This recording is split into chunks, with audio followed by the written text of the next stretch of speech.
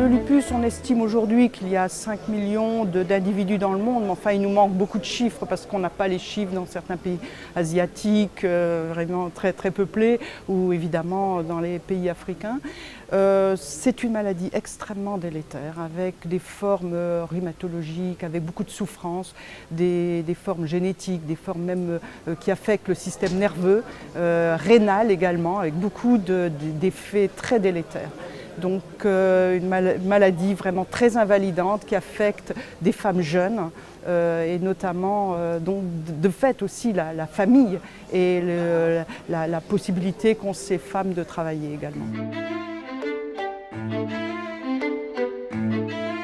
Dans le lupus systémique, qui est une maladie chronique très multifactorielle et avec des causes très diverses, on a pu montrer grâce à nos recherches que grâce à un peptide, donc une molécule, on pouvait réguler, immunomoduler le système immunitaire pour justement amoindrir cette pathologie, alors que jusqu'à présent on avait surtout des approches de type immunosuppresseur qui avaient beaucoup d'effets secondaires.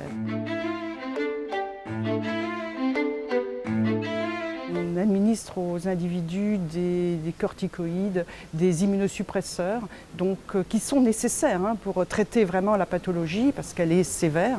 En même temps, tous ces traitements, ces stratégies pharmaceutiques entraînent une plus grande faiblesse du système immunitaire face aux infections.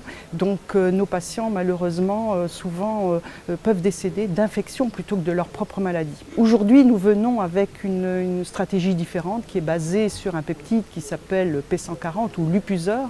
Ce peptide a l'avantage donc d'être un immunomodulateur, donc avec un mode d'action beaucoup plus ciblé, qui ne détruit pas l'entièreté du système immunitaire mais qui joue uniquement sur la réponse auto-immune. Nous espérons pouvoir bientôt progresser. Une phase 3 est programmée.